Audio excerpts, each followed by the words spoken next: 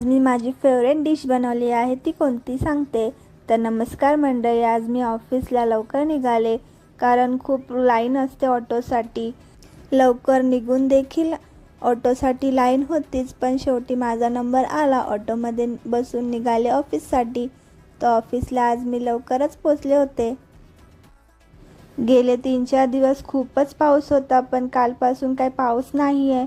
आज पण पूर्ण आकाश मोकळंच होतं, अजिबातच पाऊस पडला नाही आज दिवसभर। आज ऑफिसवरून निघताना मी भाज्या घेतल्या, त्यामध्ये मला आळूची पानं दिसली आणि आळूवडी ही माझी फेवरेट आहे। तर मी आळूची पानं घेतली, घरी आल्यावर मस्त अशी आळूवडी बनवली। खूपच छान क्रिस्पी अशी झाली होती।